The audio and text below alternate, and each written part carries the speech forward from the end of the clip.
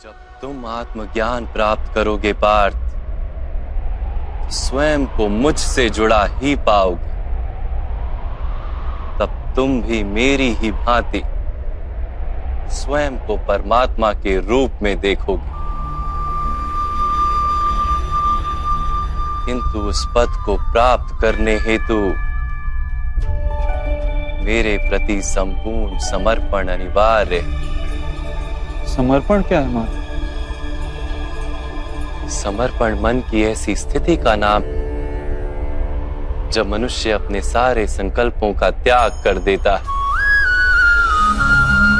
स्वयं से किसी प्रकार के निर्णय अथवा प्रण भी नहीं लेता। जिस प्रकार के कार्य उसे दिए जाते हैं उसी प्रकार के कार्य करता है। वास्तव में समर्पण का अर्थ होता है अपने आप, अपने मन को, बुद्धि को, ज्ञान को, इच्छा को, आशा को, अपनी भावनाओं को, अपना सब कुछ किसी को अर्पण कर देना।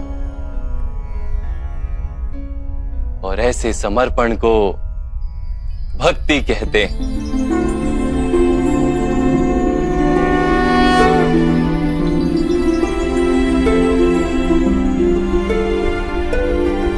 पत्नी का समर्पण पति की ओर, एक योद्धा का समर्पण सेनापति की ओर होता है। एक शिष्य के हृदय में गुरु भक्ति होती है। क्या ये सारी भक्तियां एक समान? क्या सबको ईश्वर की प्राप्ति होती है? नहीं पार्थ,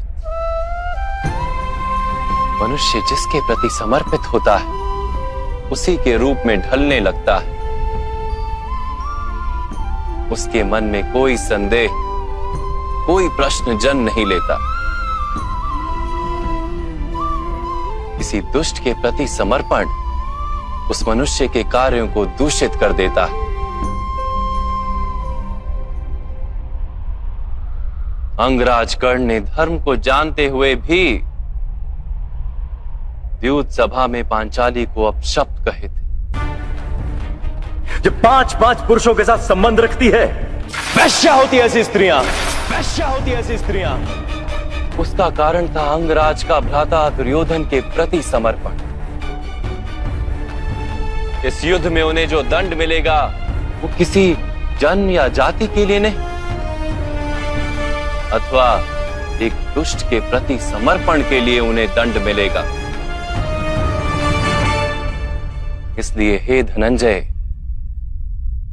समर्पण उत्तम के प्रति होना आवश्यक है। उसी से मनुष्य उत्तम बनता है। लोहे की माला से अपराधी बांधा जाता है, पीतल की माला से मंदिर के दीपक को बांधा जाता है, और सोने की माला को आभूषण बनाकर गले में धारण किया जाता है। पति भक्ति, स्वामी भक्ति, मित्र भक्ति, ऐसी अनेक भक्तियां होती हैं पार्थ, किंतु सबसे श्रेष्ठ भक्ति तो परमात्मा की भक्ति होती है।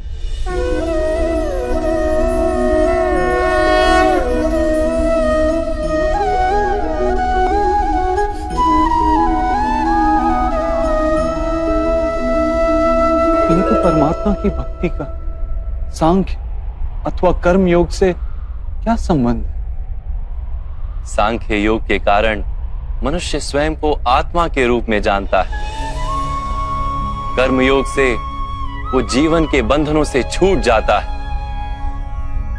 और भक्ति के कारण मनुष्य को परमात्मा के वास्तविक रूप का ज्ञान होता है। परमात्मा के ज्ञान से मनुष्य जन्म मरण के फेरों से छूटकर सच्चिदानंद स्वरूप को प्राप्त कर लेता है। परमात्मा में समाकर स्वयं परमात्मा हो जाता है। जैसे जल की छोटी सी बूंद जब सागर में मिलती है तो स्वयं सागर बन जाती है। अर्थात इस शरीर का कोई महत्व ही नहीं है माधव। अवश्य महत्व है पार्थ। शरीर के माध्यम से ही मनुष्य को परमात्मा का साक्षात्कार होता है। मृत्यु और नए जन्म के बीच के समय में आत्मा के ज्ञान में वृद्धि नहीं हो पाती। इस जन्म में प्राप्त अनुभव, ज्ञान, विचार और अभ्यास को लेकर आत्मा नया शरीर धारण करती है। आत्मा की प्रगति और अधोगति शरीर में रहकर ही संभव है।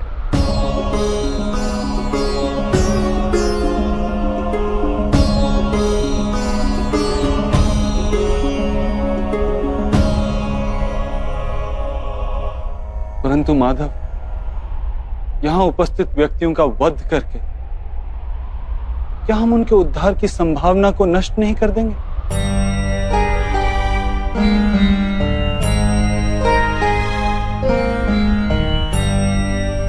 तुम्हारे शत्रु धर्म की मर्यादा को तोड़ चुके हैं पार्थ।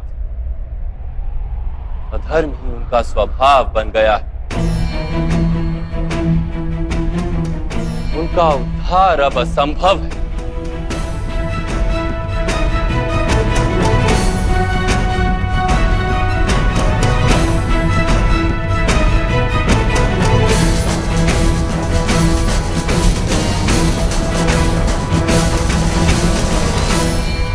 अपराधी को एक सीमा तक ही उद्धार का अवसर दिया जा सकता है।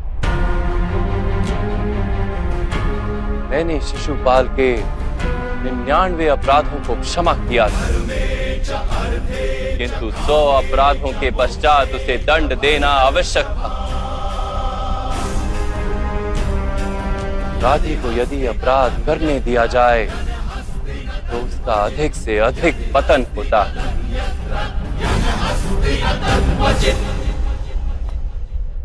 उसे अधर्म से रोकने में ही करुणा है धनंजय।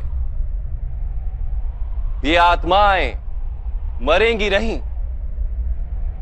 अधर्म से दूषित शरीर का त्याग करके नया शरीर धारण करेंगी और उस शरीर में उनकी प्रगति की संभावना अधिक होगी।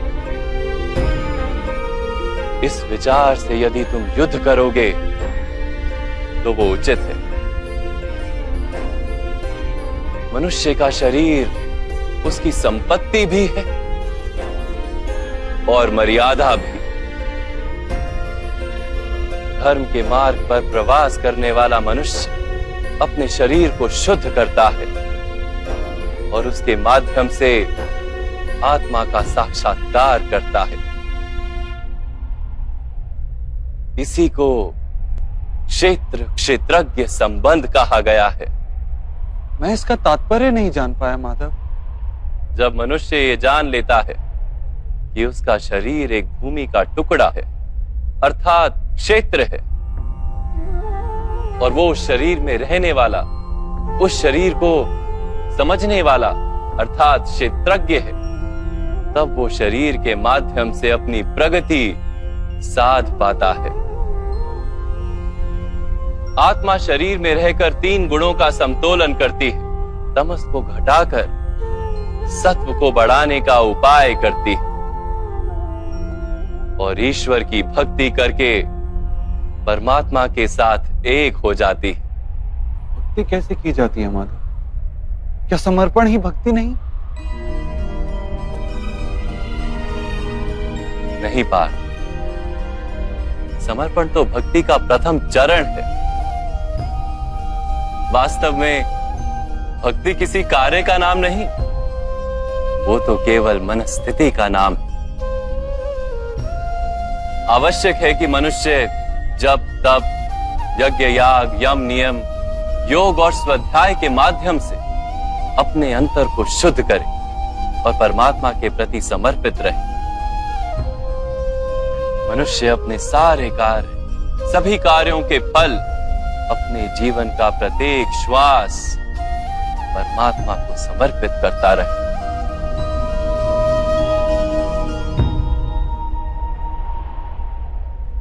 यदि भक्ति केवल मन की स्थिति तो जब तब आदि का क्या महत्व है माधव?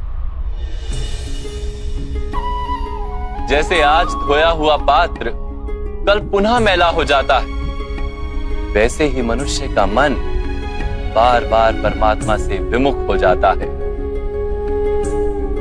इसीलिए आवश्यक है कि जब तप और स्वाध्याय आदि के माध्यम से स्वयं को निरंतर ये स्मरण दिलाता रहे कि उसका जीवन परमात्मा के प्रति समर्पित है। किस तट पर डुबकी लगाई जाए इसका महत्व नहीं, महत्व है डुबकी लगाने का।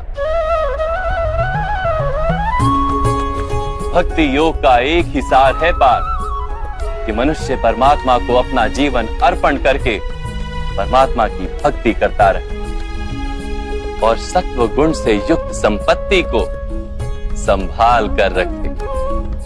सत्व गुणी संपत्ति किसे कहा जाता है? अहिंसा सत्यम क्रोध त्याग शांति ही पेशुनम दया भूतेष्व लोलुप्त्वम मार्दवम वीर चापलम तेज क्षमा धृति शोचम द्रोहो नातिमानिता भवन्ति संपदम देवी अभिजातस्य भारत। बिना कारण तथा स्वार्थ के हेतु हिंसा करना अधर्म है पार्थ। वास्तव में अहिंसा ही परम धर्म है और उसके साथ सत्य, क्रोध ना करना, त्याग, मन की शांति, निंदा ना करना, दया भाव, सुख के प्रति आकर्षित ना होना, बिना कारण कोई कार्य ना करना, तेज, क्षमा, धैर्य, शरीर की शुद्धता, धर्म का द्रोह ना करना तथा अहंकार ना करना, इतने गुणों को सत्व गुणी संपत्ति या दैवी संपत्ति कहा जाता है। इसी से मनुष्य परमात्मा की अर्थात मेरी भक्ति कर पाता है, जीवन के कर्तव्यों का वहन करता है, धर्म की स्थापना करता है और कर्म के फल की आशा का त्याग करके जीता है। उसे मैं निस्संदेह इस जन्म में संतोष देता हूं और मृत्यु के पश्चात अपने ही अंतर में स्थान देता हूं।